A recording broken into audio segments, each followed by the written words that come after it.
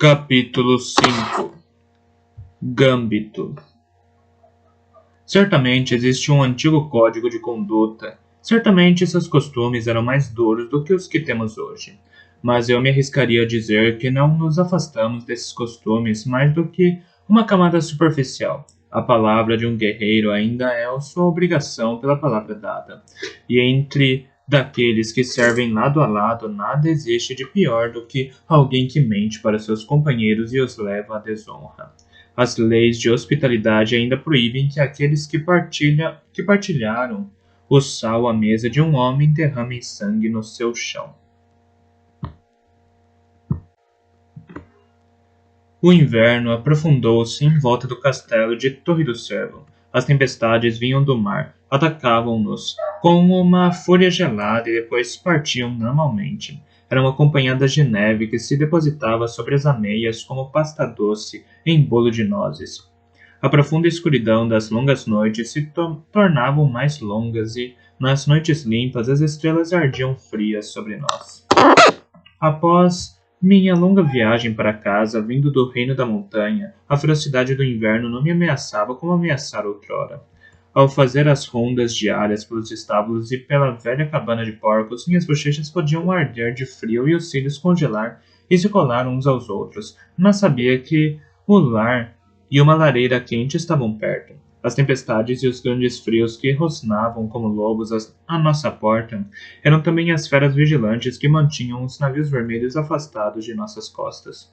O tempo para mim arrastava-se. Visitava Cattericken todos os dias, como Breu sugerira, mas nossa impaciência era recíproca.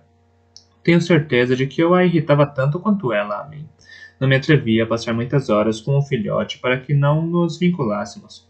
Não tinha outros deveres fixos, havia horas demais em um dia, e estavam todas cheias com meus pensamentos em mole. As noites eram o pior momento, pois a mente, então adormecida, estava fora do meu controle, e meus sonhos enchiam-se da minha mole, da minha resplandecente vendedora de velas, da saia vermelha, agora tão composta e monótona com o azul das criadas. Se não podia estar perto dela durante o dia, meu sonhador cortejava com fervor e uma energia que meu eu acordado nunca reuniria coragem para igualar. Quando passeávamos pelas praias após a tempestade, a mão dela estava na minha. Beijava intensamente, sem incertezas, e olhava nos olhos em segredo, sem segredos a esconder. Ninguém podia separá-la de mim, em sonhos.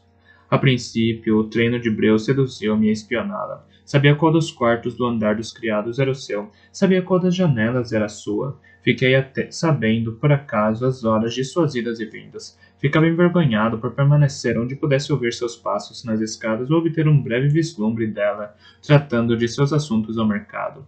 Mas por mais que tentasse, não conseguia me proibir de estar ali. Sabia quem entre as criadas eram suas amigas. Embora não pudesse falar com ela, podia cumprimentar as outras, sempre com a esperança de ouvir alguma menção casual a Molly. Desejava-a desesperadamente. O sono me fugia. E a comida não tinha nenhum interesse. Nada tinha nenhum interesse. Certa noite, estava sentado na sala dos guardas, junto à cozinha. Arranjara lugar em um canto onde me podia encostar à parede e apoiar as botas no banco em frente para desencorajar companhia. Uma caneca de cerveja que já aquecera havia horas encontrava-se à minha frente. Faltava-me até a ambição de me entorpecer com a bebida. Não estava olhando para coisa alguma e tentava não pensar quando o banco foi de súbito tirado debaixo dos meus pés. Quase caí de onde estava sentado. Depois de me recuperar, vi Bronco sentando-se à minha frente. O que o aflige? Perguntou ele, sem sutilezas. Debruçou-se para a frente e ajustou a voz para que só eu o ouvisse. Teve outro ataque?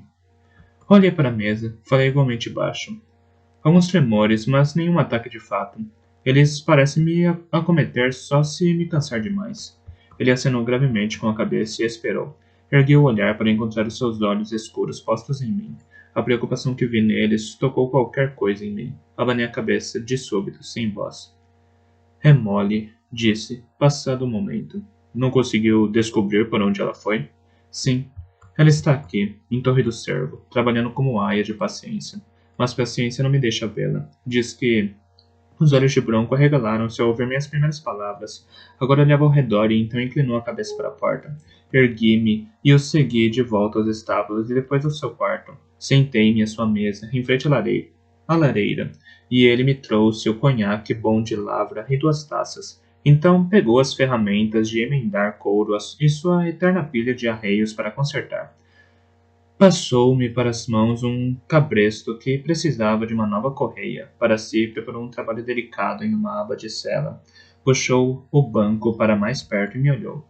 Essa mole quer dizer que já a vi nos pátios de lavagem com renda? Com um porte de cabeça orgulhoso, reflexos vermelhos no casaco? No cabelo, corrigiu com uma vontade. Quadris largos e bonitos. Dará facilmente à luz, disse ele, com ar aprovador. Fitei-o furioso. Obrigado, eu disse, com uma voz gelada. Ele me surpreendeu com um sorriso. Fique bravo. Prefiro você bravo do que cheio de autocomiseração. Então, me conte. E eu contei, provavelmente muito mais do que teria contado na sala dos guardas, pois ali estávamos a sós. O conhaque descia morno pela minha garganta e os objetos e cheiros familiares do seu quarto e o trabalho me rodeavam. Ali, mais do que em qualquer lugar em minha vida, sempre estive a salvo. Parecia seguro revelar-lhe minha dor. Ele não falou nem fez comentários, mesmo depois de eu contar tudo até o fim, manteve-se em silêncio. Vi-o esfregando com corante nos traços do servo que gravara no couro. Então, o que devo fazer? Ouvi-me perguntar. Ele largou o trabalho, bebeu o resto do conhaque e voltou a encher a taça. Passou os olhos pelo quarto.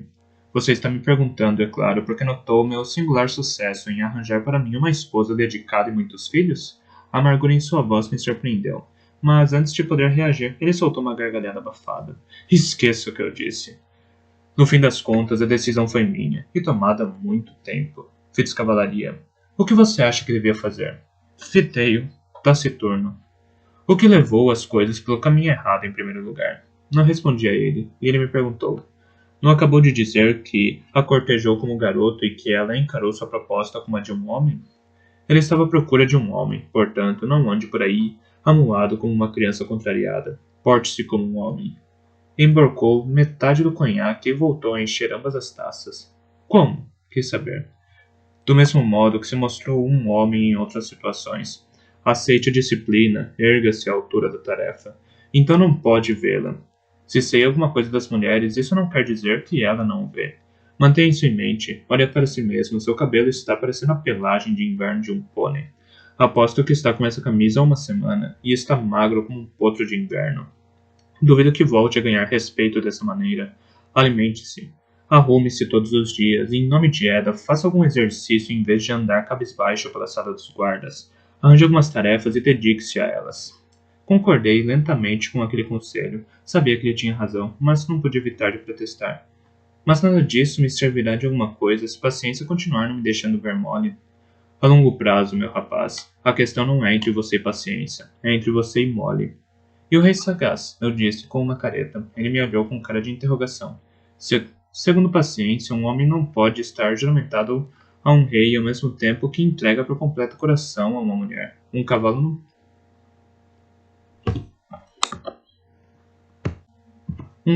não pode levar 2 celas, ela me disse. E isso veio de uma mulher que casou com um príncipe herdeiro e se satisfez com o tempo que ele tinha para ela. Estendi a mão para entregar a Bronco o cabresto consertado.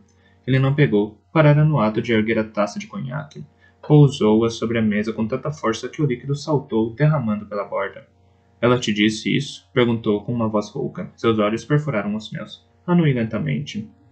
Disse que não seria honroso esperar que Molly se contentasse com o tempo que o rei deixasse para mim. Bronco recostou-se na cadeira. Uma corrente de emoções em conflito percorreu-lhe as feições. Desviou os olhos para a lareira e então voltou a apontá-los para mim. Por um momento, pareceu prestes a falar. Então endireitou-se, bebeu o resto do conhaque de um trago e ficou abruptamente em pé. Isso aqui está calmo demais. Vamos descer a cidade de Torre do Cervo. Está bem? No dia seguinte, levantei-me e ignorei a cabeça latejando para me dedicar à tarefa de não me comportar como um garotinho doente de amor. A impetuosidade e a falta de cuidado de um garoto foram o que me levou a perdê-la. Resolvi experimentar a contenção de um homem. Se esperar algum tempo era o único caminho que me restava para chegar até ela, aceitaria o conselho de Bronco e usaria bem esse tempo. Então passei a me levantar cedo todos os dias, antes mesmo de os cozinheiros matinais estarem de pé. Na privacidade do meu quarto, me espreguiçava e me dedicava a exercícios marciais um vinho cajado, com um velho cajado. Esforçava-me até começar a suar e a ser atacado por tonturas, então descia para os banhos e mergulhava no vapor. Lentamente, muito lentamente, minha energia começou a regressar. Ganhei peso e comecei a reconstruir os músculos em volta dos ossos. O novo vestuário que Dona Despachada me impingira começou a servir em mim. Ainda não estava livre dos tremores que por vezes me assaltavam, mas tinha menos ataques e conseguia sempre regressar a meus aposentos antes de me envergonhar caindo. Paciência me disse que tinha melhores cores, enquanto Renda se deliciava em me alimentar em qualquer oportunidade. Comecei a me sentir eu mesmo de novo. Todas as manhãs comia com os guardas, onde a quantidade consumida era sempre mais importante do que as maneiras. O café da manhã era seguido de uma ida aos estábulos para trazer fuligem para um galope sobre a neve, a fim de mantê-la em forma. Quando a devolvia aos estábulos, havia um conforto doméstico em cuidar dela pessoalmente. Antes de nossas desventuras no reino da montanha, Bronco e eu tínhamos nos desentendido por causa do meu uso da manha. Minha entrada nos estábulos tinha sido praticamente barrada, então havia mais do que satisfação em escová-la e tratar eu mesmo de sua ração. Encontrava lá a atividade dos estábulos, o cheiro morno dos animais e os mexericos da torre como só os rapazes do estábulo podiam contar. Nos dias felizes, Mano ou Bronco gastavam algum tempo parando e conversando comigo. Nos outros dias, nos dias movimentados, havia a satisfação agridoce de vê-los, discutindo sobre a tosse de um garanhão ou medicando o javali doente que algum agricultor havia trazido até a Torre do Cervo. Até a torre. Nesses dias, eles tinham pouco tempo para brincadeiras e, sem que fosse de propósito, me excluíam do seu círculo. Era como tinha de ser. Eu havia mudado de vida, não podia esperar que a antiga ficasse eternamente entreaberta para mim. Esse pensamento não evitava uma alfinetada de culpa todos os dias quando me esgueirava até a cabana abandonada atrás dos celeiros. A cautela perseguia-me sempre. Minha nova paz com Bronco não existia há tempo suficiente para considerá-la inabalável. A dor que a perda de sua amizade me causara ainda estava bem fresca na memória. Se Bronco sequer suspeitasse de que eu voltara a usar a manha, me abandonaria tão rápida e completamente como fizera antes. Todos os dias perguntava a mim mesmo por que exato de estar disposto a arriscar sua amizade e respeito por causa de uma cria de lobo. Minha única resposta era que não tive alternativa. Não seria capaz de desviar de Lobito, assim como não seria capaz de abandonar uma criança esfomeada e enjaulada. Para Bronco, a manha que me deixava aberto às mentes dos animais era uma perversão, uma fraqueza repugnante a qual nenhum homem de verdade cedia. Ele praticamente admitiu possuir a capacidade latente para usá-la, mas insistia firmemente que nunca o fizera. E se o fizera, eu nunca o apanhara. O oposto não era verdade. Com inquietante percepção, ele sempre sabia quando eu era atraído para um animal. Quando garoto, tinha minha entrega à manha como um animal. Geralmente resultava em uma palmada na cabeça ou um tabefe para me despertar de volta meus deveres. Quando vivera com Bronco nos estábulos, ele fizera tudo o que estivera a seu alcance para evitar que eu me vinculasse a algum animal. Fora sempre bem sucedido, com duas exceções. A cortante dor de perder meus companheiros de vínculo convencera-me de que Bronco tinha razão. Só um tolo se permitiria algo que inevitavelmente traria tamanha dor. E, portanto, eu era um tolo, e não um homem capaz de virar as costas às súplicas de um lobinho espancado e faminto. Surrupiava ossos, restos de carne e cascas de pão e fazia o possível para que ninguém, nem mesmo o tempero ou bobo, soubesse da minha atividade. Fazia planos elaborados para variar os momentos de minhas visitas diárias e para usar todos os dias um caminho diferente, a fim de evitar criar uma trilha batida até as cabanas dos fundos. O mais difícil tinha sido contrabandear para fora dos estábulos palha limpa e uma velha manta para cavalos, mas consegui. Chegasse quando chegasse, encontrava Lobito à minha espera. Não era apenas a vigilância de um animal que esperava comida. Ele pressentia quando eu começava minha caminhada diária até a cabana atrás dos celeiros e esperava por mim. Sabia quando eu tinha bolos de gengibre nos bolsos e rapidamente passou a gostar deles. Não que o receio que sentia de mim tivesse desaparecido. Não. Eu sentia sua cautela e o modo como ele se encolhia em si mesmo sempre que eu chegava a seu alcance. Mas a cada vez que não lhe batia, a cada pedaço de comida que lhe trazia, uma tábua a mais de confiança era colocada na ponte entre nós. Era um laço que eu não queria estabelecer. Tentei permanecer severamente afastado dele, conhecê-lo o mínimo possível por via da manha. Temi que ele pudesse perder o caráter selvagem de que necessitaria para sobreviver pelos próprios meios. Preveniu repetidamente: tende se manter escondido. Todos os homens são um perigo para você. E todos os cães também. Tende se manter dentro dessa estrutura e não fazer nenhum barulho se alguém estiver por perto. A princípio foi fácil para ele obedecer. Estava tristemente magro e caía imediatamente sobre a comida que lhe trazia e devorava até a última migalha. Normalmente, já dormia em sua manta quando eu saía da cabana, ou então olhava-me possessivamente enquanto roía um precioso osso. Mas ele estava sendo adequadamente alimentado, tinha espaço para se movimentar e começou a perder o medo de mim. E o inato espírito brincalhão de um filhote de lobo começou a se reafirmar. Ganhou o hábito de saltar sobre mim em ataques fingidos assim que a porta era aberta e de expressar o prazer que sentia com ossos de vaca cheios de cartilagem, rosnando e lutando com eles. Quando o repreendia por fazer muito barulho pelos rastros que traíam suas corridas noturnas pelo campo nevado que se abria por trás da cabana, ele se encolhia diante do meu desagrado. Mas também notei a selvageria mascarada em seus olhos nesses momentos. Ele não me concedia o domínio, só uma espécie de liderança de alcateia. Esperava o tempo necessário até que suas decisões fossem suas. Por doloroso que isso fosse, era como tinha de ser. Eu o salvara com a firme intenção de devolvê-lo à liberdade. Dentro de um ano, ele seria apenas mais um lobo uivando à distância durante a noite. Disse-lhe isso repetidamente. A princípio, ele exigia saber quando seria tirado da mal cheirosa fortaleza e do confinamento das paredes de pedra que a fechavam. Eu prometia-lhe que seria em breve, assim que se alimentasse e recuperasse as forças, assim que as neves mais profundas de inverno tivessem passado e ele pudesse se cuidar sozinho. Mas à medida que as semanas passavam e que as tempestades lá fora lhe faziam lembrar o aconchego de sua cama e a boa carne que revestia seus ossos, passava a perguntar com menos frequência, e eu me esquecia de lembrá-lo. A solidão roía-me por dentro e por fora. À noite me perguntava o que aconteceria se me esgueirasse para o andar superior e batesse a porta de mole.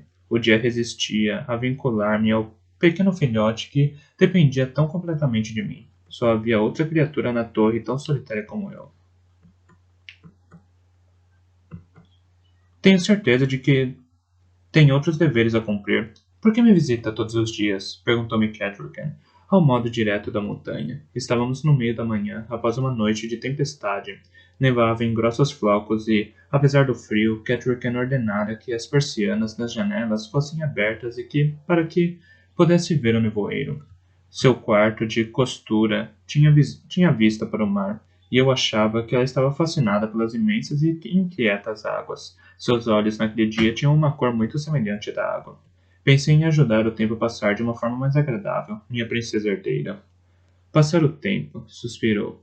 Pousou o queixo na mão e apoiou-se no cotovelo para olhar pensativamente a neve que caía lá fora. O vento marinho emaranhava-se no cabelo claro. Sua língua é uma língua estranha. Vocês falam da passagem do tempo como nós nas montanhas falamos da passagem do vento. Como se fosse uma coisa de que é melhor desembaraçarmos-nos. Sua pequena aia, Rosa Maria, sentada aos seus pés, abafou um risinho com as mãos. Atrás de nós, suas duas damas de companhia sufocaram risos apreensivos e então voltaram a baixar diligentemente a cabeça para a costura. A própria Catrican tinha começado um grande bordado que mostrava um início de montanhas e uma cascata. Não se vira fazer grandes progressos nesse trabalho. Suas outras damas não tinham se apresentado naquele dia, preferindo enviar pajens como desculpa por não poderem lhe fazer companhia. Dores de cabeça, principalmente.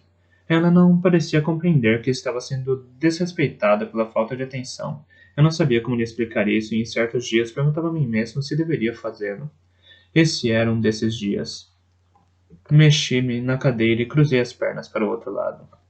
Só quis dizer que, durante o inverno, Torre do Cervo pode se tornar um lugar entediante. O tempo nos mantém durante tanto tempo dentro das portas, há poucas diversões. Não é esse o caso lá embaixo, nas varrações do estaleiro, informou-me. Seus olhos adotaram uma estranha expressão de fome. Ali, há uma grande azáfama com todos os pedacinhos de luz do dia sendo usados para colocar os grandes madeiramentos e para dobrar as tábuas. Mesmo quando o dia tem pouca luz ou traz uma grande tempestade dentro dos barracões, os carpinteiros navais continuam trabalhando, esculpindo e nivelando madeira. Nas ferrarias, fazem correntes e âncoras. Alguns tecem robustas telas para velas, outros cortam-nas e cosem-nas. Veracidade passeia por lá, supervisionando tudo, e enquanto isso, fico aqui sentada com bordados, picando os dedos e forçando os olhos para fazer flores e olhos de pássaros para terminar o trabalho e colocá-lo de lado com uma dúzia de outros bordados. Oh, não é posto de lado, não, jamais, senhora, interveio impossivelmente uma das mulheres. Sua costura é tida em grande conta quando presentei alguém com ela, em rasos a um bordado emoldurado nos aposentos privados do Lord Ascensão, e o Duque Calva de Rasgão, o suspiro de Catherine interrompeu o elogio da mulher. Preferiria trabalhar em uma vela, com uma grande agulha de ferro ou um tavirão de madeira para embelezar um dos navios de meu esposo. Esse seria um trabalho digno do meu tempo e seu respeito. Em vez disso, me dão brinquedos para me divertir como se eu fosse uma criança mimada que não sabe o valor do tempo bem gasto. Virou-se novamente para a janela. Reparei então que a fumaça que se erguia dos estaleiros era tão facilmente visível como o mar. Talvez tivesse me enganado sobre a direção que sua atenção seguia.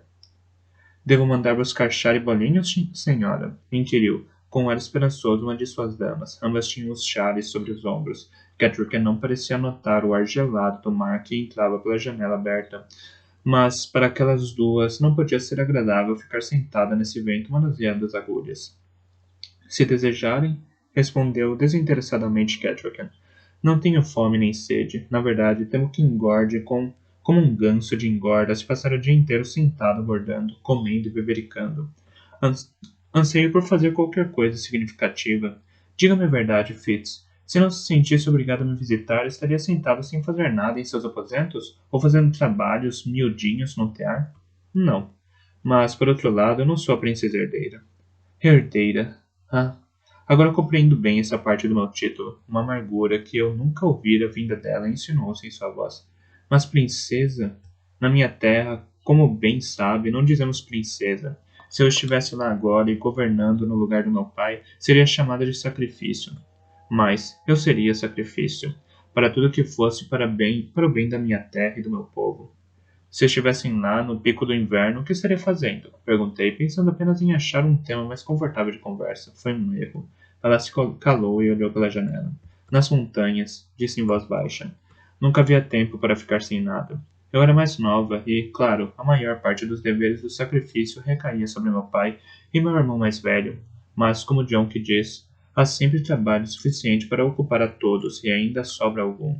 Aqui em Torre do Cervo, tudo é feito por criados, longe da vista, e vemos só os resultados, o aposento arrumado, a refeição na mesa. Talvez assim seja por este lugar ser tão populoso. Fez um momento de pausa e os olhos perderam-se ao longe. Em Jump, no inverno, o palácio e a própria cidade ficam silenciosas. As neves caem, densas e pesadas, e o grande frio desce sobre a terra. Os caminhos menos usados desaparecem durante todo o inverno. As rodas são substituídas por mensageiros. Aqueles que vieram de visita à cidade há muito regressaram para casa. No palácio, em Jump, só existe a família e aqueles que decidiram ficar para ajudá-la. Não é para servi-la, não propriamente. Você esteve em Jump, sabe que não há ninguém que se limite a servir, à exceção da família real. Em Jump, eu acordava cedo para buscar água para o mingau de todos, e cumpri meu turno mexendo o caldeirão. Kira, Senik, Joffron e eu enchemos a cozinha de conversas, e os mais novos corriam por ali, trazendo lenha, pondo a mesa e conversando sobre mil coisas. Sua voz sumiu, e eu escutei o silêncio de sua solidão. Passado um tempo, ela prosseguiu. Se há trabalho a fazer, pesado ou leve, todos nós nos juntamos para fazê-lo. Ajudei a dobrar e amarrar os ramos para o celeiro. Mesmo no pico do inverno, ajudei a limpar neve e a erguer novos arcos para o telhado de uma família devastada por um incêndio. Acha que um sacrifício não pode ir à caça de um velho urso doente que se acostumou a matar cabras ou a esforçar-se com uma corda para ajudar a reforçar uma ponte danificada pelas águas de uma enchente? Olhou-me com uma verdadeira dor nos olhos. Aqui em Torre do Cervo não arriscamos nossas rainhas, disse-lhe com simplicidade. Outros ombros podem puxar uma corda. Temos dezenas de caçadores que disputariam a honra de acabar com um matador de gado. Só temos uma rainha. Há coisas que uma rainha pode fazer e que ninguém mais pode. Atrás de nós, no quarto, suas damas tinham praticamente se esquecido dela. Uma chamara um pajem, e ele regressara com bolos e doces e chá fumegante em uma chaleira. Tagarelavam uma com a outra, aquecendo as mãos em volta das chavenas. Olhei-as por um momento para guardar bem na memória quem eram as damas que tinham decidido fazer companhia à sua rainha. Estava começando a perceber que Catrican não podia ser a mais fácil das rainhas a quem fazer companhia. A pequena aia de Catrican, Rosa Maria, estava sentada no chão junto à mesa de chá, com olhos sonhadores, agarrando bem um bolo doce com suas pequenas mãos. Desejei de repente ter de novo 8 anos para poder juntar-me a ela ali. Eu sei do que está falando, disse Catrican sem rodeios. Estou aqui para dar um herdeiro à veracidade. É um dever que não evito, pois não o considero um dever, mas um prazer. Só desejava poder ter a certeza de que meu senhor partilha dos meus sentimentos. Ele anda sempre pela cidade a negócios. Sei onde ele está hoje. Lá embaixo, observando seus navios surgirem de tábuas e troncos. Observando seus navios surgir de tábuas e troncos, eu não poderia estar com ele sem correr perigo? Certamente que só eu posso lhe dar um herdeiro, e só ele pode gerá-lo. Por que eu devo ficar aqui confinado enquanto ele mergulha na tarefa de proteger nosso povo? Essa é uma tarefa que eu devia partilhar como sacrifício pelos 6 ducados. Apesar de ter me habituado à franqueza da montanha durante o tempo que lá passara, ainda assim fiquei chocado com a falta de rodeios com que ela me falou. O choque levou-me a mostrar demasiada ousadia na resposta. Dei por mim erguendo-me diante dela e fechando bem as persianas da janela ventosa. Aproveitei a proximidade para sussurrar-lhe ferozmente. Se acha que o único dever de nossas rainhas é dar à luz, está seriamente enganada, senhora. Falando tão francamente como você negligencia seus deveres para com suas damas que estão aqui hoje, apenas para lhe fazer companhia e conversar com você? Pense, não poderiam elas estar fazendo essa mesma costura no aconchego de seus aposentos ou na companhia de dona despachada? Suspira de desejo por aquilo que acha ser uma tarefa mais importante, mas essa é a tarefa que o próprio rei não pode desempenhar. Está aqui para levá-la a cabo, reconstruir a Torre do Cervo, transformá-la em um lugar atraente e onde seja agradável estar. Encorajar seus senhores e senhoras a rivalizar pela sua atenção, deixá-los ansiosos por apoiá-lo em seus empreendimentos. Há muito que não há uma rainha simpática neste castelo. Em vez de olhar para um navio que outras mãos são mais capazes de construir, dedique-se à tarefa de que lhe é dada e contente-se com ela. Acabei de pendurar a tapeçaria que cobria as persianas e ajudava a manter afastado o frio das tempestades marinhas. Então dei um passo para trás e enfrentei os olhos de minha rainha. Para meu desgosto, ela estava com uma postura tão humilde como se fosse uma leiteira. Havia lágrimas em seus olhos claros, e tinha o rosto tão vermelho como se a tivesse esbofeteado. Olhei de relance suas damas, que continuavam tomando chá e tagarelando. Rosa Maria, sem ser vigiada, aproveitava a oportunidade para fazer cuidadosos buracos nas tortas para ver o que tinha lá dentro. Ninguém parecia ter reparado que algo não estava como devia, mas eu estava aprendendo rapidamente como as senhoras da corte eram peritas em tal dissimulação e temi especulações sobre o que o bastardo teria dito à princesa herdeira para lhe trazer as lágrimas aos olhos. Amaldiçoei minha falta de jeito e lembrei a mim mesmo que por mais alta que Catrican fosse, não era muito mais velha do que eu. E estava sozinho em um lugar estranho. Não devia ter falado com ela. Devia antes ter apresentado o problema Abreu e o deixado manipular outra pessoa para explicar tudo a Catrican. Mas então me dei conta de que ele já escolhera alguém para lhe explicar essas coisas. Voltei a olhá-la nos olhos e arrisquei um sorriso nervoso. Ela seguiu rapidamente a olhadela que dei para as damas, e foi com a mesma rapidez que devolveu a compostura a seu rosto. Meu coração inchou de orgulho por ela. O que sugere? Perguntou ela em voz baixa. Sugiro, eu disse humildemente. que me sinto envergonhado com a forma ousada como falei à minha rainha. Peço seu perdão, mas também sugiro que mostre a essas duas leais damas alguma marca especial do favor real para recompensá-las pela fidelidade. Ela anuiu, compreendendo. Esse favor poderá ser, perguntou com voz suave, uma reunião privativa com sua rainha em seus aposentos pessoais, talvez para assistir a uma exibição especial de um menestrel titeiro. Não importa qual entretenimento fornecerá, a única coisa que mais importa é que aquelas que não tenham decidido fazer-lhe companhia com tamanha fidelidade sejam excluídas. Isso só é algo que Majestoso faria, provavelmente. Ele é grande e partidário da criação de lacaios e dependentes, mas ele faria por despeito para punir aqueles que não estivessem sempre à volta dele. E eu? Você, minha princesa herdeira, o fará como recompensa àquelas que aqui estão, sem pensar em punir as que não estão, apenas a fim de desfrutar da companhia daquelas que, obviamente, corresponderam a esse sentimento. Entendo. E o menestrel? Doce. Ele tem um modo muito nobre de cantar para todas as senhoras presentes na sala. Você verificará se ele estará livre esta noite? Minha senhora, fui obrigado a sorrir. É a princesa herdeira. Ele ficará honrado por ser requisitado. Ele nunca estará muito ocupado para lhe servir. Ela voltou a suspirar, mas foi um suspiro menor. Despediu-me com um aceno e ergueu-se sorrindo em direção às suas damas, suplicando-lhes que a perdoassem pelos pensamentos errantes naquela manhã, e depois perguntou-lhes se poderiam também fazer companhia à noite em seus aposentos. Vi-as trocar olhares e sorrir, e soube que tinha agido bem. Tomei nota mentalmente de seus nomes, Dama Esperança e Dama Modéstia. Saí da sala com uma mesura, e elas quase não repararam na minha saída. Assim foi que me tornei conselheiro de Catrican. Não era um papel que eu apreciasse, esse de ser companheiro e instrutor, de ser aquele que lhe sussurrava ao ouvido quais passos deveria dançar a seguir. Na verdade, era uma tarefa desconfortável. Sentia que a diminuía com minhas censuras e que a corrompia mostrando-lhe como as aranhas do poder se moviam na teia da corte. Ela tinha razão, aqueles eram os truques de Majestoso. Se ela os usava com ideias mais elevadas, se ela usava com ideais mais elevados e modos mais gentis do que ele, minhas intenções tinham egoísmo suficiente para ambos. Queria que ela reunisse poder em suas mãos e que com ele vinculasse firmemente o trono à veracidade na mente de todos. Todas as manhãs, bem cedo, esperava-se de mim que visitasse a Dama Paciência. Tanto ela como Renda encaravam essas visitas com grande seriedade.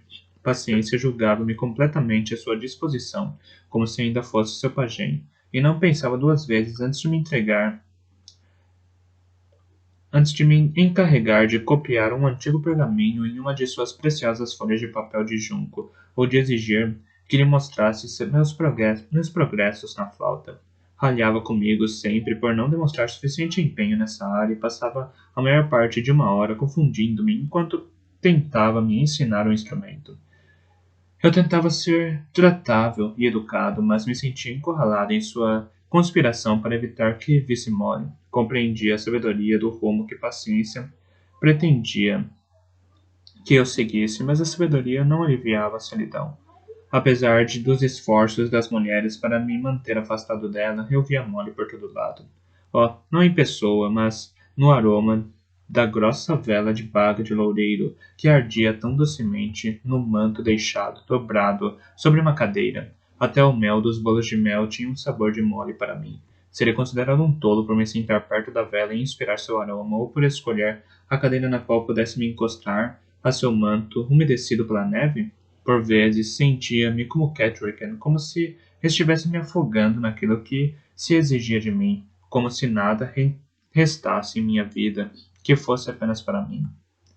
Eu relatava semanalmente a Breu sobre os progressos de Catrican na intriga da corte. Foi ele quem me preveniu de que subitamente as senhoras mais enamoradas de Majestoso começariam a tentar também conseguir os favores de Catrican, e assim eu tinha de preveni-la, dizer-lhe a quem deveria tratar com cortesia, mas não mais do que isso, e a quem deveria oferecer sorrisos genuínos. Pensava comigo mesmo que eu preferiria estar silenciosamente matando pelo meu rei em vez de andar tão embrenhado em todos aqueles ardis secretos. Mas então o rei sagaz me convocou.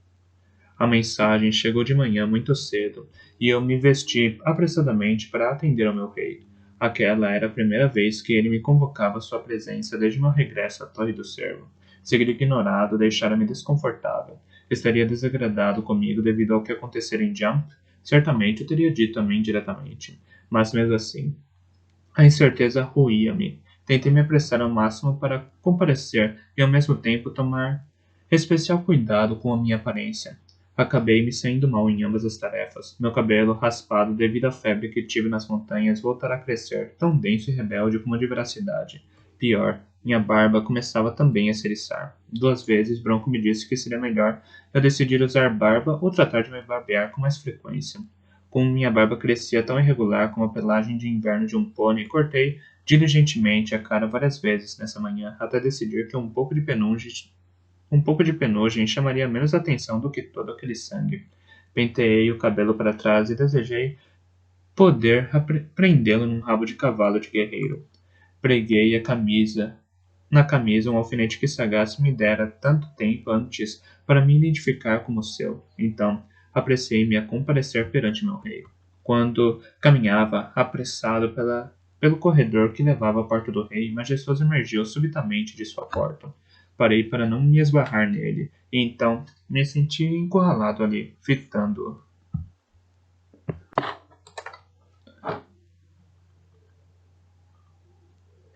Vira-o várias vezes desde que regressara, mas fora sempre do outro lado de um corredor, um vislumbre de passagem enquanto me entregava a alguma tarefa. Agora estávamos separados por pouco mais do que um braço, e fitávamos um ao outro. Percebi com um choque que quase poderíamos ser confundidos como irmãos.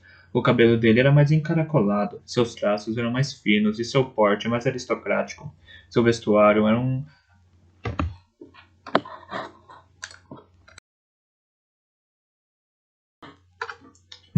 Seu vestuário eram penas de pavão em comparação com minhas cores de carriça. Fitava-me, faltava-me prata no pescoço e nas mãos, mas apesar disso, o cunho dos visionários era evidente em ambos. Partilhávamos o queixo de Sagaz, a dobra de suas pálpebras e a curva de seu lábio inferior. Nenhum de nós poderia algum dia igualar o porte musculoso de veracidade, mas eu chegaria mais perto do que ele. Menos do que uma década separava nossas idades. Só sua pele me separava de seu sangue. Enfrentei-lhe o olhar e desejei poder derramar-lhe as entranhas no chão limpo e varrido. Ele sorriu. Uma breve exposição de dentes brancos. Bastardo. Cumprimentou-me de forma agradável. O sorriso tornou-se mais penetrante. Ou devo chamá-lo de Mestre Fitz Arritmia? Um nome apropriado, esse que escolheu para si. Sua pronúncia cuidadosa não deixou espaço para duvidar do insulto. Príncipe majestoso, respondi, e deixei que meu tom de voz dessem às palavras o mesmo significado que as dele. Esperei uma paciência fria que não sabia ter. Ele teria de me atacar primeiro. Durante algum tempo mantivemos nossas posições sem desviar os olhos. Então, ele olhou para baixo a fim de sacudir a manga uma poeira imaginária. Passou por mim a passos largos. Não me afastei. Ele não me deu um encontrão como teria feito outrora. Respirei fundo e prossegui meu caminho. Não conhecia o guarda que se encontrava à porta, mas ele abriu passagem para os aposentos do rei com um aceno. Suspirei e impus-me outra tarefa, e a reaprender os nomes e os rostos. Agora que a corte estava crescendo com gente que viera ver a nova rainha, me dei conta de que estava sendo reconhecido por gente que eu não conhecia. Aquele há de ser o bastardo pelo aspecto. Ouvi um comerciante de bacon dizendo a seu rapaz dias antes à porta da cozinha. Isso invo- me fazia sentir vulnerável. As coisas estavam mudando depressa demais para o meu gosto. Os aposentos do rei sagaz chocaram-me. Esperava encontrar as janelas entreabertas para o vívido ar do inverno. Sagaz de pé, vestido e um alerta à mesa. Ativo como um capitão recebendo notícias de seus tenentes. Sempre fora assim, um velho perspicaz, rigoroso consigo mesmo. Um homem que se levantava cedo, tão sagaz como seu nome. Mas ele não estava na sala. Aventurei-me a me aproximar da entrada do quarto de dormir. Espreitei pela porta aberta. Lá dentro, o quarto ainda se encontrava meio mergulhado nas sombras. Um criado mexia os copos em copas e pratos em uma pequena mesa puxada para junto da grande cama de dossel. Olhou-me de relance e depois afastou o olhar, evidentemente convencido de que eu era um criado. O ar estava parado e bafiento, como se o quarto não estivesse sendo usado ou não fosse arejado há muito tempo. Esperei um pouco, até que o criado comunicasse ao rei sagaz que eu tinha vindo. Como ele continuou a me ignorar, avancei prudentemente até a beira da cama. Meu rei? Ousei interpelá-lo quando ele não falou. Vim, como me pediu. Sagaz estava sentado na sombra de sua cama, bem apoiado em almofadas. Abriu os olhos quando eu falei. Quem? Ah, Fitz. Então sente-se. Com parede, traga-lhe uma cadeira, uma chavena e um prato também. Quando o criado foi fazer o que lhe foi pedido, o rei sagaz confidenciou-me. Sinto falta do ragateio. Esteve comigo durante tantos anos e nunca tive de lhe dizer mais do que aquilo que queria ver feito. Lembro-me dele, senhor. Onde está? Uma tosse o levou. Apanhou-o no outono e nunca mais o largou. Foi desgastando lentamente até que ele deixou de conseguir respirar sem fazer ruído. Lembrava-me do criado. Não era um jovem, mas também não era assim tão velho. Fiquei surpreso ao saber de sua morte. Fiquei em silêncio, sem uma palavra, enquanto com parede trazia a cadeira, um prato e uma chavena para mim. Franziu a sobrancelha em tom de desaprovação quando me sentei, mas o ignorei. Em breve, aprenderia que o rei sagaz criava seu próprio protocolo. E você, meu rei, está bem? Não me lembro de alguma vez ter ouvido dizer que ficou na cama de manhã. O rei sagaz soltou um ruído de impaciência. É muito chato. Não é realmente uma doença, só uma tortura, uma espécie de vertigem que cai sobre mim se me movo depressa. Todas as manhãs acho que desapareceu, mas quando tento me levantar, as próprias pedras de Torre do Cervo balançam debaixo de mim. Então fico na cama, como e bebo um pouco e depois me levanto devagar. Por volta do meio-dia, sou eu próprio. Acho que tem algo a ver com o frio do inverno, embora o curandeiro diga que pode ser consequência de um velho golpe de espada que levei quando não era muito mais velho do que você é agora. Vê? Ainda tenho a cicatriz, embora estivesse convencido de que os estragos já tinham sarado há muito. O rei sagaz inclinou-se para a frente em uma cama rodeada por dosséis, erguendo com uma mão trêmula uma madeixa do cabelo grisalho da têmpora esquerda. Vi a marca da antiga cicatriz e confirmei com a cabeça. Mas basta. Não chamei para consulta sobre minha saúde. Será que consegue adivinhar por que está aqui? Quer um relatório completo sobre os acontecimentos de Jump? Arrisquei. Relancei os olhos em volta em busca do criado. Vi com parede pairando por perto.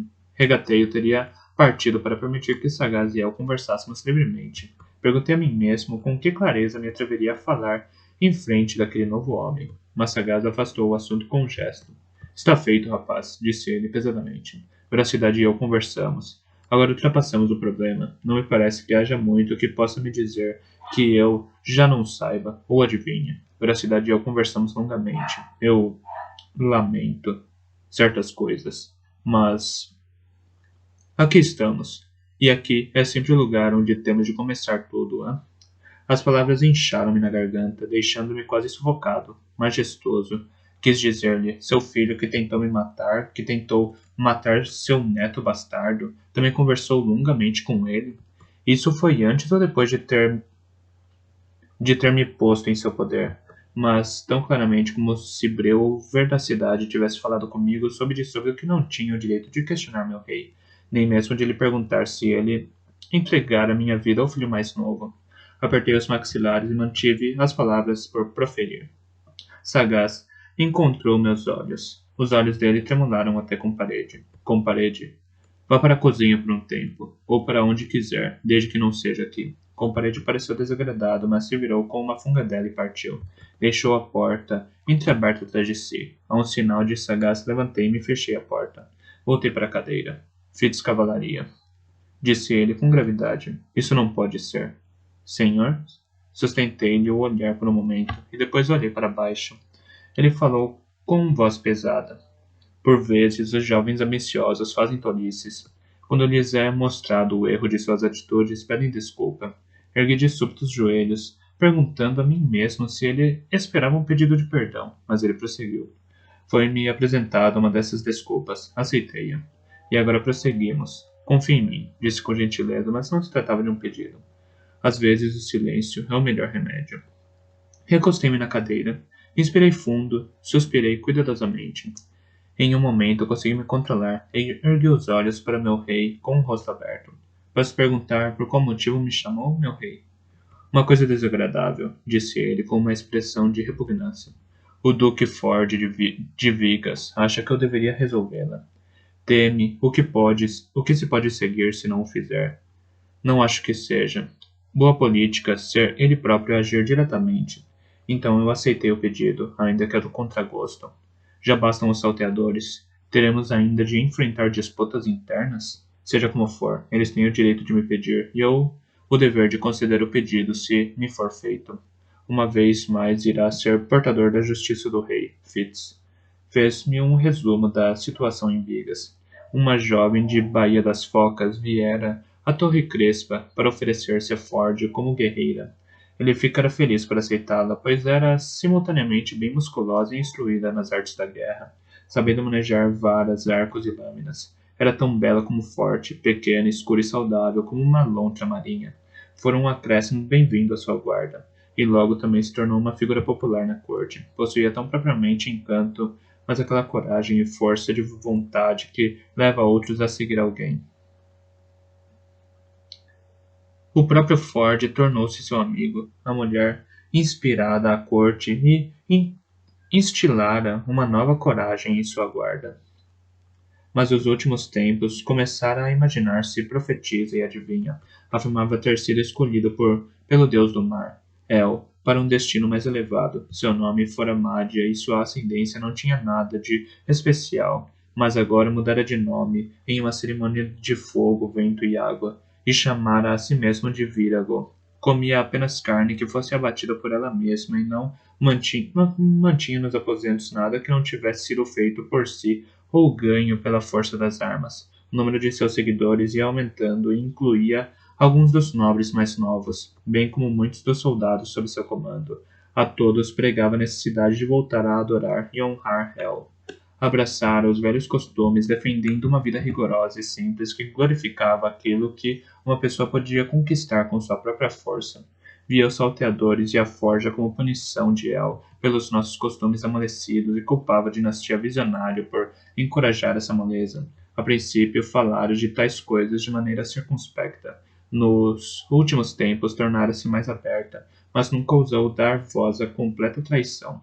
Mesmo assim, houvera sacrifícios de bois castrados nas falésias, e ela pintara com sangue alguns dos jovens, enviando-os em buscas espirituais, como nos tempos muito antigos. Ford ouvira rumores de que procurava um homem que a merecesse e que se juntaria a ela para derrubar o trono visionário. Governariam juntos para dar início à era do guerreiro e por fim aos dias do agricultor. De acordo com Vigas, eram muitos os jovens que estavam prontos a competir por essa honra. Ford queria que ela fosse impedida antes de ser ele mesmo a acusá-la de traição e a forçar seus homens a escolher entre ele e Vírago. Sagaz manifestou a opinião de que o número de seus seguidores provavelmente cairia drasticamente se ela fosse derrotada pelas armas, se tivesse um grave acidente ou se fosse vítima de uma doença debilitante que lhe roubasse a força e a beleza. Fui forçado a concordar que provavelmente assim seria, mas observei que havia muitos casos em que pessoas que morriam se tornavam depois deuses. Sagaz disse que com certeza, desde que a pessoa morresse de forma honrada. Então abruptamente mudou de tema. Em Torre Crespa, na Baía das Focas, havia um velho pergaminho que Veracidade desejava ver copiado. Uma lista de todos os indivíduos oriundos de Vigas que tinham servido o rei no talento, como membros de um círculo. Dizia-se também que em Torre Crespa havia uma relíquia dos tempos da defesa da cidade pelos antigos. Sagaz desejava que eu partisse na manhã seguinte para a Baía das Focas para copiar os pergaminhos, observar a relíquia e lhe trazer um relatório acerca dela. Também devia transmitir a Ford os melhores cumprimentos do rei e sua certeza de que o incômodo do duque seria em breve removido. Compreendi. Quando me levantei para partir, Sagaz ergueu um dedo para pedir um momento. Eu parei à espera. E acha que eu estou cumprindo aquilo que combinamos? Perguntou. Era a velha pergunta, aquela que sempre me fizera depois de nossos encontros quando eu era capaz. Não pude evitar de sorrir. Sim, senhor. Disse, como sempre tinha dito. Então, trate de cumprir também a sua parte. Fez uma pausa, e então acrescentou como nunca havia falado antes. Lembre-se, filhos de cavalaria, qualquer dano feito a um dos meus é um dano feito a mim. Senhor? Você não faria dano a um dos meus, certo? Endireitei as costas, sabia o que ele estava pedindo e concedi-lhe. Senhor, não farei dano a um dos seus. Estou juramentado à linhagem visionária. Ele fez um lento aceno com a cabeça, arrancar um pedido de desculpas de majestoso e a minha palavra de que não lhe mataria o filho. Provavelmente acreditava ter feito a paz entre nós. Do lado de fora da porta, parei para afastar o cabelo dos olhos. Acabara de fazer uma promessa, lembrei a mim próprio. Analisei-a cuidadosamente e forcei-me a compreender o que me poderia custar mantê-la. A amargura inundou-me até fazer a comparação com o que me poderia custar quebrá-la. Então descobri as reservas em mim, e esmaguei-as com firmeza. Firmei a resolução de manter de forma limpa a promessa feita ao meu rei. Não tinha uma verdadeira paz com o majestoso, mas pelo menos podia ter essa paz comigo. A decisão me fez sentir melhor, e atravessei o corredor a passos largos e com um ar resoluto. Não reabastecera meus estoques de veneno desde que regressara das montanhas. Lá fora não se via agora nada de verde. Teria de roubar aquilo de que necessitava. Os tintureiros de lã deveriam ter alguma coisa que eu poderia usar, e as reservas do curandeiro poderiam fornecer-me outras. Tinha a cabeça raspada com estes. Tinha a cabeça ocupada com estes planos, quando comecei a descer as escadas. Serena estava subindo. Quando a vi, estanquei. Vê-la intimidou-me de um modo que o encontro com o majestoso não intimidara. Era um antigo reflexo de todos os membros do círculo de Galeno. Ela era agora mais forte. Augusto retirara-se de campo, partira para o longínquo interior para viver em terra de pomares e ser lá um cavalheiro.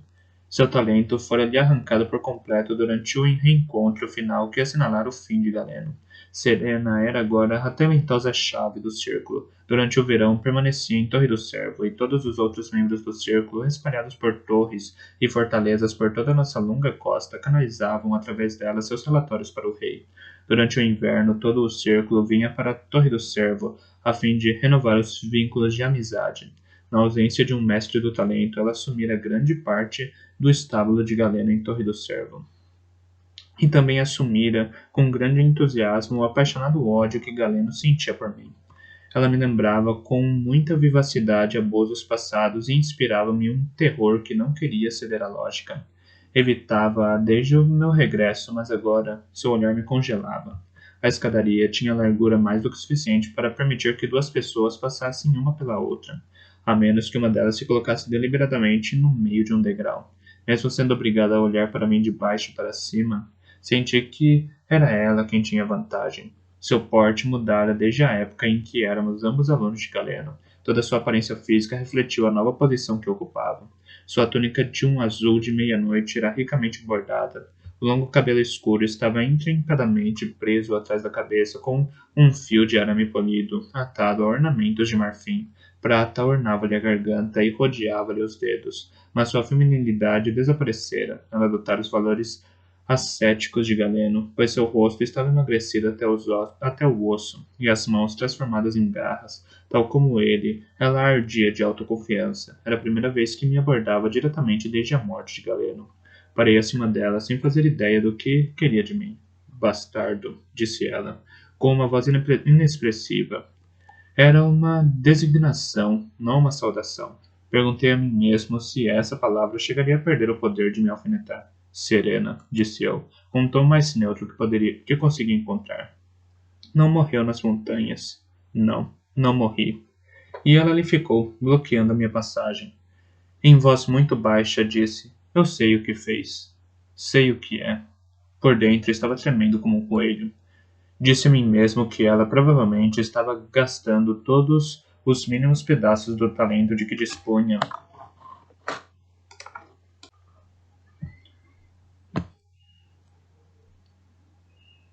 para instilar aquele medo em mim. Disse a mim mesmo que aquilo não eram minhas verdadeiras emoções, mas apenas o que seu talento sugeria que eu devia sentir. Forcei as palavras a sair de minha boca. Também eu sei o que sou. Sou um homem do rei. Você não é homem nenhum, asseverou ela. Calmamente, calmamente, sorriu. Um dia todos saberão. É notável como o medo se parece com medo. Independentemente da fonte, fiquei imóvel sem lhe dar resposta. Ao fim de algum tempo, ela se afastou para me deixar passar. Fiz disso uma pequena vitória, se bem que, lembrando depois, pouco havia que ela pudesse ter feito. Fui preparar as coisas para minha viagem a Vigas, repentinamente feliz por deixar o castelo durante alguns dias. Não tenho boas recordações dessa incumbência. Conheci Vírago quando ela mesma era hóspede em Torre Crespa enquanto eu estive lá, desempenhando minhas tarefas de escriba. Era tal como Sagaz a descrevera, uma mulher de aspecto agradável, bem musculosa, que se movia com a flexibilidade de uma pequena gata caçadora. Usava a vitalidade de sua saúde como sedução. Todos os seus olhos a seguiam quando Todos os olhos a seguiam quando ela estava em uma sala. Sua castidade desafiava todos os homens que a seguiam. Até eu me senti atraído por ela e debati-me com minha tarefa. Na primeira noite, partilhamos uma mesa. Ela estava sentada à minha frente. O Duque Ford fizera-me sentir realmente bem-vindo, a ponto de ordenar ao cozinheiro que preparasse certo prato de carne temperada de que eu gostava. Suas bibliotecas estavam à minha disposição, bem como os serviços de seu escriba subordinado. A filha mais nova até me fizera uma tímida companhia. Eu estava discutindo sobre aquilo que estava encarregado de fazer com o pergaminho com celeridade, que me surpreendeu com sua inteligência e fala mansa. No meio da refeição, Vírago comentou com bastante clareza com seu companheiro de jantar que, em outros tempos, os bastardos eram afogados no nascimento. Os velhos costumes de El exigiam isso, disse. Eu poderia ter ignorado o comentário se ela não tivesse se debruçado sobre a mesa para me perguntar com um sorriso. Já ouviu falar desse costume, bastardo? Ergui os olhos para o lugar do Duque Ford, à cabeceira da mesa, mas ele estava envolvido em uma viva discussão com a filha mais velha. Nem sequer olhou de relance em minha direção. Creio que é tão velho como o costume de um hóspede mostrar cortesia a outro à mesa de seu anfitrião. Creio que é tão velho como o costume de um hóspede mostrar cortesia a outro à mesa de um anfitrião. Respondi. Tentei manter firme os olhos e a voz. Isca. Ford pusera-me na frente dela como isca. Nunca antes tinha sido usado de uma forma tão óbvia. Fortaleci-me contra o fato. Tentei pôr de lado os sentimentos pessoais. Pelo menos, estava preparado. Há quem diga que o fato de seu pai não ter chegado casto ao leito de núpcias é sinal da degeneração da linhagem visionária. Eu, claro, não falaria contra a família do meu rei. Mas me diga, como foi que o povo de sua mãe aceitou a prostituição dela? Fiz um sorriso agradável, de súbito. Ficara com menos reservas quanto à minha tarefa.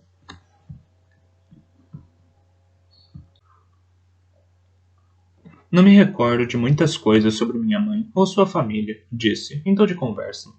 Mas imagino que acreditavam no que acredito. É melhor ser uma prostituta ou filho de uma prostituta do que um traidor do seu rei. Ergui o copo de vinho e voltei a virar os olhos para a celeridade. Seus olhos azuis escuros esbugalharam-se e ela ofegou quando a faca de Vírago mergulhou na mesa de Ford, a centímetros do meu cotovelo.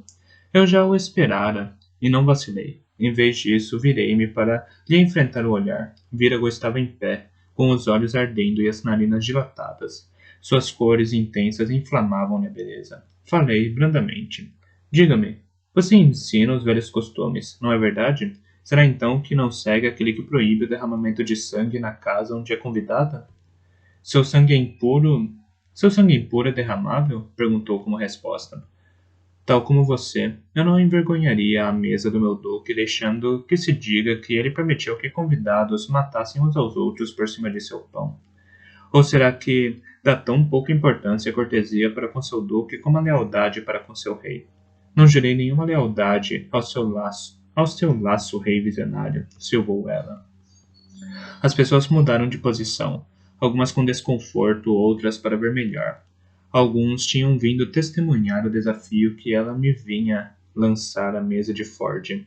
Tudo aquilo tinha sido tão cuidadosamente planejado como qualquer campanha de batalha. Saberia ela como também eu planejara bem? Suspeitaria do minúsculo pacote que trazia no punho do casaco? Falei com valentia, impostando a voz para que ressoasse. Ouvi falar de você. Acredito que aqueles a quem tenta induzir a traição fariam melhor se fossem para a Torre do Cervo. O príncipe herdeiro, Veracidade, emitiu uma convocação para que quem tivesse perícia nas armas fosse tripular seus novos navios de guerra, a fim de usar essas armas contra os ilhéus, que são inimigos de todos nós. Isso, julgo eu, seria a melhor indicação da perícia de um guerreiro. Não será ocupação mais honrosa do que se virar contra os líderes aos quais se está juramentado? Ou desperdiçar sangue de touro numa falésia ao luar, quando a mesma carne podia ser usada para alimentar nossas gentes espoliadas por navios vermelhos? Falei com paixão, e minha voz cresceu em volume enquanto ela contemplava tudo o que eu sabia. Dei por mim, enlevado pelas minhas próprias palavras, pois acreditava nelas. Debrucei-me sobre a mesa, sobre o prato e taça de vírago para pôr a cara junto a ela enquanto perguntava: Diga-me, ó corajosa, alguma vez ergueu as armas contra alguém que não fosse seu compatriota? Contra uma tripulação de navios vermelhos? Imaginava que não. É muito mais fácil insultar a hospitalidade de um anfitrião ou alejar o filho de um vizinho do que matar aqueles que vieram matar os nossos. As palavras não eram a melhor arma de Vírago. Enfurecida, cuspiu-me. Eu me endireitei calmamente para limpar a cara. Talvez queira me desafiar num momento e num lugar mais apropriado. Talvez daqui a uma semana, nas falésias onde tão valentemente matou o marido da vaca. Talvez eu, um escriba, possa lhe apresentar um desafio superior ao que um guerreiro bovino apresentou? O Duque Ford dignou-se, de repente, a reparar na agitação. Fitos cavalaria! Vírago! Repreendeu-nos. Mas nossos olhos mantiveram-se presos uns nos outros, e minhas mãos postas de ambos os lados de seus talheres enquanto me debruçava para confrontá-la. Agora que o homem que estava ao seu lado também poderia ter me desafiado, caso o Duque Ford não tivesse batido com a tigela do sal na mesa, fazendo-a quase em pedacinhos e lembrando-nos energicamente de que aquilo era sua mesa e seu salão e que não queria ter sangue derramado neles. Ele, pelo menos, era capaz de honrar ao mesmo tempo o rei sagaz e os costumes antigos e sugerira que nós tentássemos fazer o mesmo. Desculpei-me com grande humildade e eloquência, e Vírago resmungou suas desculpas. A refeição recomeçou. Os menestréis cantaram, e nos dias seguintes copiei o pergaminho para a veracidade e observei a relíquia dos antigos, que não me pareceu nada mais do que um frasquinho de vidro cheio de escamas de peixe muito finas. Celeridade parecia mais impressionada comigo do que me era confortável. O outro lado dessa moeda era enfrentar a fria animosidade na cara daqueles que estavam do lado de Vírago. Foi uma longa semana. Nunca cheguei a ter de travar o duelo, pois antes de a semana chegar ao fim, a língua e a boca de Vírago tinha arrebentado em chagas e furúnculos que eram a legendária punição daqueles que mentiam a companheiros de armas e traíam juramentos prestados. Quase não conseguia beber, muito menos comer, e seu padecimento era de tal maneira desfigurador que todos os que lhe eram próximos renunciaram à sua companhia. Por temerem o contágio, tinha tantas dores que não podia sair ao frio para lutar, e não houve ninguém disposto a travar o duelo por ela. Esperei nas falésias por um desafiador que nunca veio. Celeridade esperou comigo, tal como talvez uns 20 nobres menores a quem o Duque Ford pedia que me prestassem assistência. Conversamos banalidades e bebemos muito conhaque para nos mantermos aquecidos. Ao cair a noite, um mensageiro chegou do castelo para nos dizer que Vírago saíra de Torre Crespa, mas não para enfrentar aquele que a desafiara. Afastara-se a cavalo para o interior. Sozinha, a Celeridade apertou as mãos e então me surpreendeu com um abraço. Regressamos enregelados, mas alegres para saborear mais uma refeição em Torre Crespa antes de minha partida para a Torre do Cervo. Ford sentou-me à sua mesa esquerda e Celeridade ao meu lado.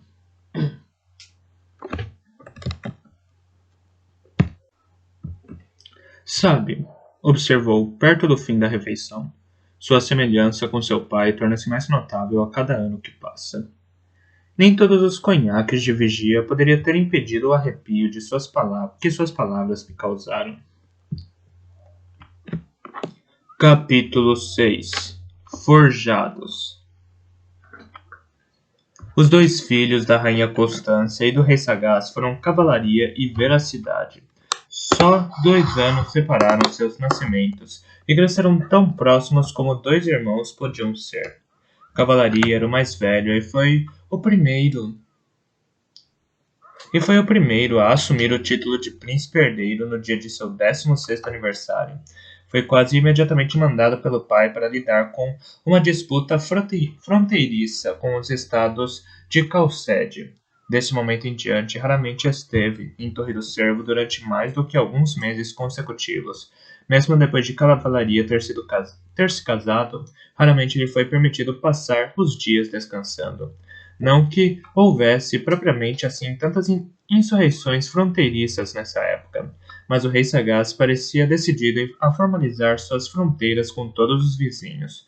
Muitas dessas disputas foram decididas com a espada, embora à medida que o tempo ia passando, a cavalaria fosse se tornando mais astuto no emprego da diplomacia como prioridade. Há quem diga que a entrega dessa tarefa à cavalaria tenha sido um plano da madrasta, a rainha Desejo, que esperava enviá-lo para a morte. Outros dizem que foi uma maneira encontrada pelo rei sagaz para manter o filho mais velho longe dos olhos e da autoridade de sua nova rainha. O príncipe Veracidade, condenado pela juventude a permanecer em casa, entregava todos os meses um requerimento formal ao pai para que lhe fosse permitido seguir o irmão. Todos os esforços de Sagaz para fazê-lo se interessar por responsabilidades próprias foram desperdiçados. O príncipe Veracidade desempenhava as tarefas que lhe eram atribuídas, mas nunca permitia que ninguém pensasse por um momento sequer que não preferia estar com o irmão mais velho. Por fim, no 20º aniversário de Veracidade, após 6 anos pedindo mensalmente autorização para seguir o irmão, Sagaz cedeu com relutância. Desde esse momento até o dia 4 anos mais tarde, em que Cavalaria abdicou e Veracidade assumiu o título de príncipe herdeiro, os dois príncipes trabalharam como um só na formalização de fronteiras, tratados e acordos comerciais com as terras que delimitavam os 6 ducados. O príncipe Cavalaria tinha a habilidade em lidar com as pessoas, fosse como indivíduos, fosse como povos, e Veracidade em entregar-se aos detalhes dos acordos, aos mapas precisos que delineavam as fronteiras acordadas e ao apoio à autoridade do irmão, quer como soldado, quer como príncipe. O príncipe majestoso, o mais novo dos filhos de Sagaz e seu único filho com a rainha Desejo, passou a juventude na corte, onde a mãe não poupou esforços para educá-lo como candidato ao trono. Viajei de volta à Torre do Cervo com uma sensação de alívio. Não fora a primeira vez que desempenhara uma tarefa daquela para o meu rei, mas nunca desenvolvera prazer pelo meu trabalho como assassino. Fiquei contente com o modo como Virago me insultou e provocou, pois tornou-me a tarefa suportável. No entanto, ela fora uma mulher muito bela e uma guerreira habilidosa. Era um desperdício, e não me orgulhei do meu talento, salvo pelo fato de ter obedecido às ordens do meu rei. Eram esses meus pensamentos enquanto Fuligem me levava pela última subida antes de chegar em casa. Ergui os olhos para o monte e quase não consegui acreditar no que vi. Catrican e majestoso a cavalo cavalgavam lado a lado, juntos pareciam uma ilustração de um dos melhores velinos de perna carriço. Majestoso envergava ouro e escarlate, com lustrosas botas e luvas negras. Seu manto de montar estava atirado para trás, por sobre um ombro, para exibir o brilhante contraste das cores que ondulavam ao vento da manhã. Este lhe trouxera um rubor de ar livre às bochechas e desordenava-lhe o arranjo preciso dos caracóis negros. Seus olhos escuros brilhavam. Parecia quase um homem, pensei, montado no grande cavalo negro que o carregava tão elegantemente. Ele podia ser aquilo, se quisesse, em vez de um príncipe lânguido, sempre com um copo de vinho na mão e uma dama ao seu lado. Outro desperdício. Ah, mas a dama que estava ao seu lado era outra coisa. Comparada com a comitiva que o seguia, era como uma rara flor estrangeira. Cavalgava vestida com calças largas e nenhuma das tintas de tingir de Torre do Cervo produziria aquele púrpura de açafrão. As calças eram adornadas com intrincados bordados em ricas cores e estavam firmemente enfiadas no canto de suas botas. Estas envergavam-lhe quase ao joelho. Bronco teria aprovado aquele sentido prático. Não usava um manto, mas sim uma jaqueta curta e volumosa de pele branca, com um colarinho alto que lhe protegia o pescoço do vento. Uma raposa branca, calculei, vinda da tundra do outro lado das montanhas. Suas mãos estavam com luvas negras. O vento brincava com seu longo cabelo amarelo, balançando-o para fora e emaranhando-o sobre os ombros. Na cabeça encontrava-se um gorro de malha de todas as cores brilhantes que eu seria capaz de imaginar.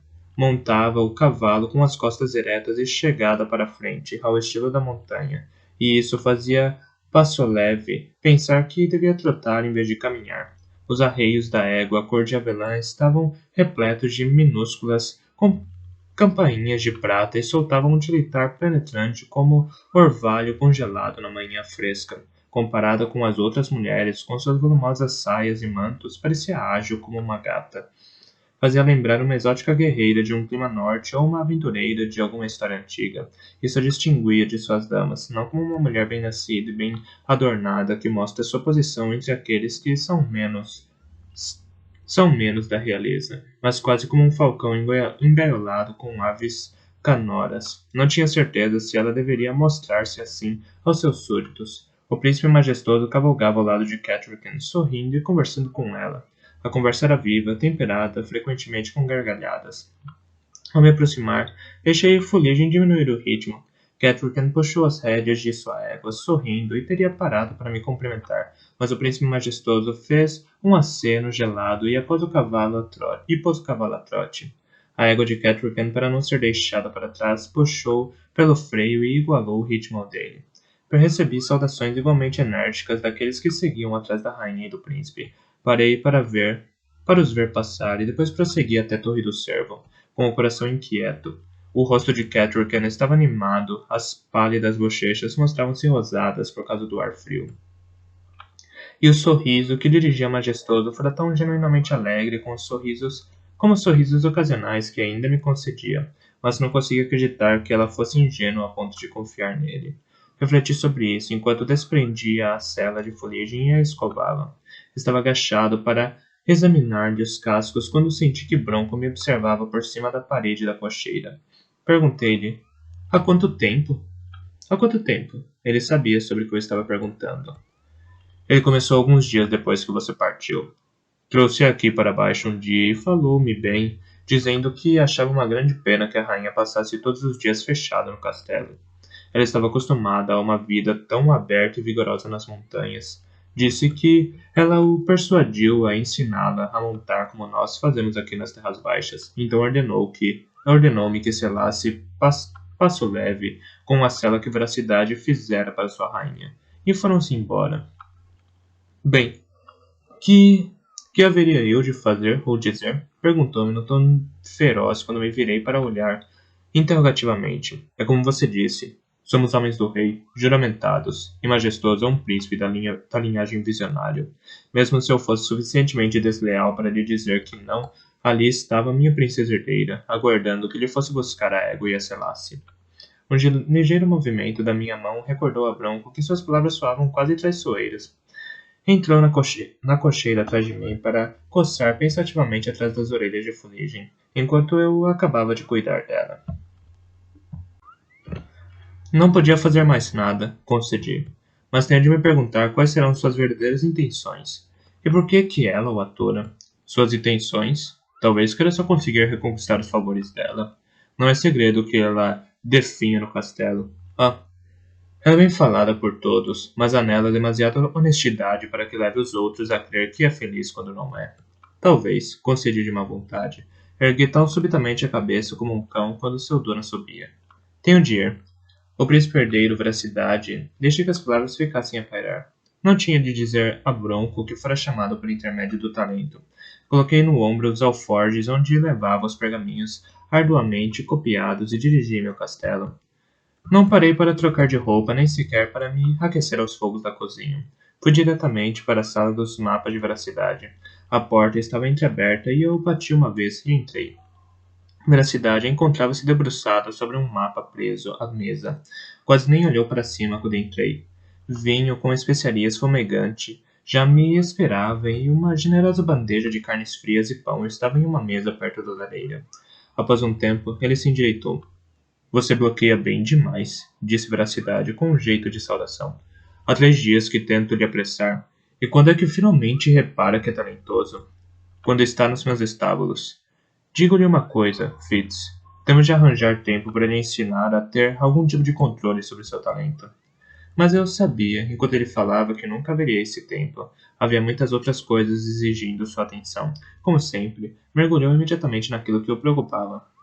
Forjados, ele disse. Senti um arrepio de mau agouro percorrendo a minha espinha. Os navios vermelhos voltaram a atacar? Com o inverno tão avançado? Perguntei, incrédulo. Não. A isso, pelo menos, continuamos a ser poupados. Mas parece que os navios vermelhos podem partir e ir para casa aquecer-se à lareira, e ainda assim deixar seu veneno entre nós. Fez uma pausa. Bem, vá lá, aqueça-se e coma. Pode mastigar e ouvir ao mesmo tempo. E enquanto me servia do vinho aquecido e da comida, Veracidade deu-me uma palestra. É o mesmo problema, outra vez. Relatos de forjados roubando e saqueando, não só viajantes, como também fazendas e casas isoladas. Investiguei, e tenho de dar crédito aos relatos, mas os ataques estão acontecendo longe dos locais onde aconteceram assaltos dos navios vermelhos, e em todos os cascos. Em todos os casos, as pessoas dizem que não são um ou dois forjados, mas grupos deles, atuando em conjunto. Refleti por um momento, engoli e intervim.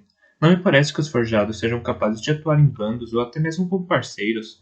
Quando os encontramos, percebemos que não tem qualquer sentido de comunidade, de humanidade partilhada. Conseguem falar e raciocinar, mas só de forma egoísta. São como carcajus seriam se lhe fossem dadas línguas humanas. Não se importam com nada a não ser a própria sobrevivência.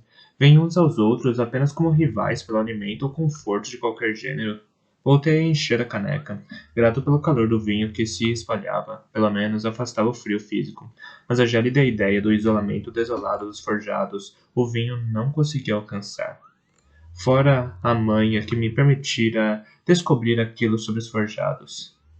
Estavam tão mortos para qualquer sentido de afinidade com o mundo que quase não conseguia senti-los. A manha fornecia-me algum acesso à teia que liga todas as criaturas, mas os forjados estavam separados dessa teia, isolados como pedras, tão famintos de falhas de misericórdia como uma tempestade ou a cheia de um rio. Encontrar um deles inesperadamente causava-me tanto sobressalto quanto se uma pedra se erguesse para me atacar, mas Veracidade limitou-se a anuir com um ar pensativo. E, no entanto, até os lobos, embora sejam animais, atacam em alcateia. O mesmo fazem os dilacereiros, quando atacam baleias. Se esses animais podem juntar-se em bando para bater alimentos, por que não os forjados? Pousei a mão que tinha pegado. Pousei o pão que tinha pegado. Lobos e dilacereiros fazem o que fazem obedecendo à própria natureza e partilham a carne com suas crias. Não matam cada um para obter carne para si, mas para obter carne para a alcateia. Vi forjados em grupos, mas eles não agem em conjunto. Quando eu fui atacado por mais de um forjado, a única coisa que me salvou foi ter conseguido colocá-los uns contra os outros. Deixei cair o manto que desejavam e eles lutaram por ele. E quando voltaram a me perseguir, mais se interpuseram uns no caminho dos outros do que cooperaram entre si. Lutei para manter a voz firme quando a memória daquela noite me inundou. Fora a noite em que Ferreirinho morrera e na qual eu matara pela primeira vez. Mas não lutam juntos. Isso está fora do alcance dos forjados. A ideia de cooperação para que todos se beneficiem. Ergui o olhar para encontrar os olhos escuros de Veracidade, cheios de simpatia. Tinha-me esquecido de que teve alguma experiência em lutar contra eles. Desculpe-me, não o ignoro. Mas há tantas coisas me cercando nos últimos tempos. Sua voz sumiu, e ele pareceu estar escutando algum som distante. Um momento mais tarde voltou a si. Bem, acredito que eles não sejam capazes de cooperar, e no entanto isso parece estar acontecendo. Repare aqui, e roçou levemente com a mão no mapa aberto em sua mesa.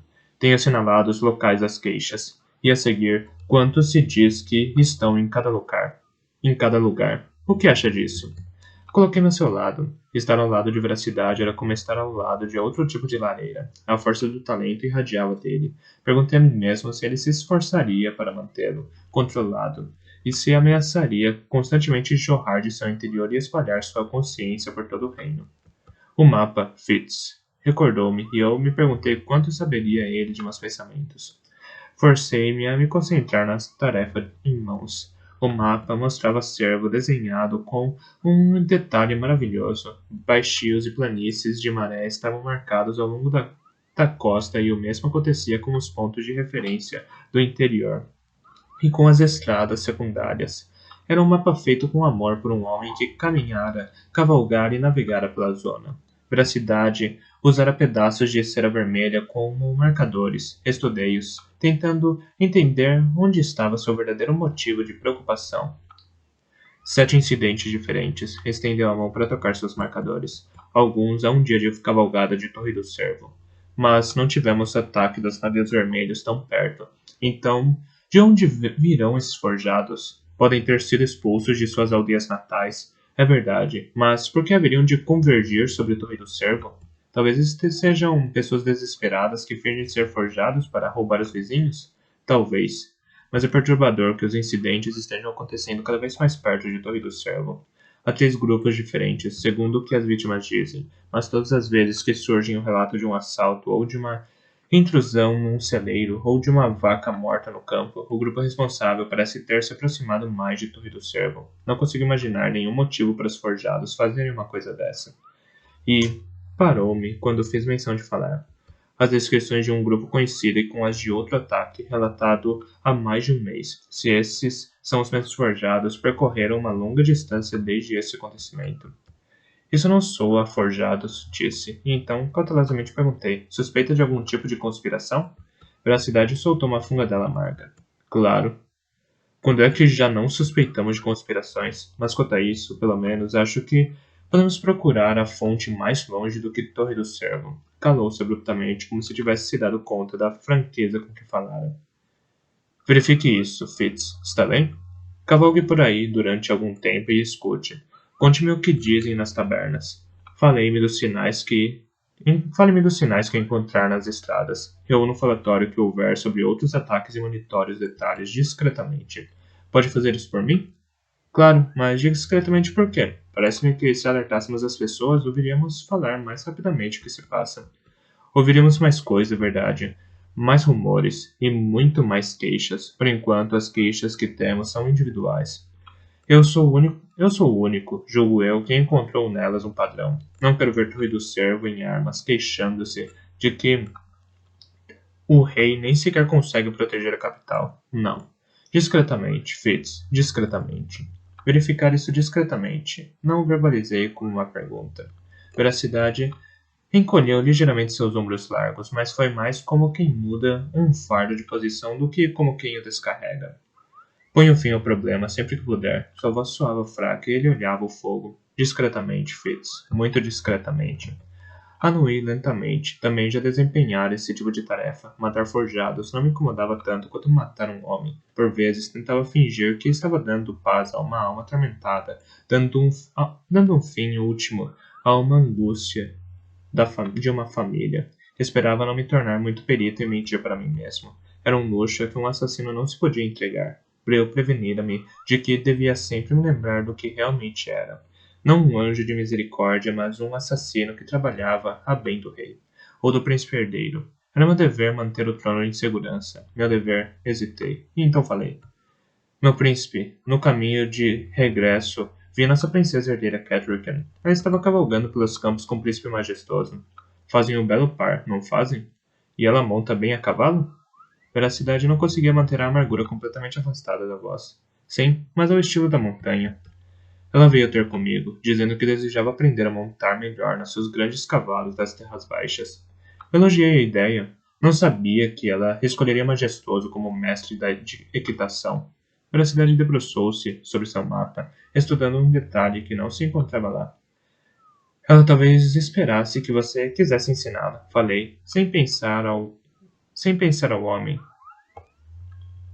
Falei sem pensar ao homem, não ao príncipe. Talvez, ele suspirou, de repente. Oh, eu sei que esperava. Catherine sente-se por vezes só, muitas vezes. Abanou a cabeça. Poderia ter se casado com um filho mais novo, com um homem com tempo, mas com um homem com o tempo nas mãos, ou com um rei cujo reino não estivesse à beira da guerra e do desastre. Não lhe faço justiça, Fitz. Eu sei. Mas ela é tão jovem. Às vezes, e quando não está sendo jovem, é tão fanaticamente patriota.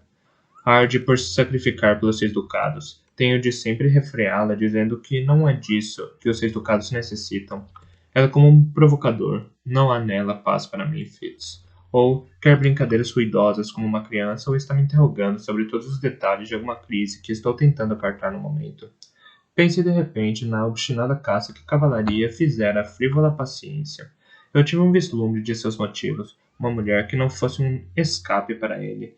Quem teria ideia? Quem teria veracidade escolhido se ele tivesse sido permitido escolher? Provavelmente alguém mais velho, uma mulher plácida, possuidora de consciência de seu valor e paz interiores. Canso-me disso, disse Veracidade em voz baixa. Serviu-se de mais vinho aquecido e dirigiu-se à lareira para beber um gole. Sabe do que eu gostaria?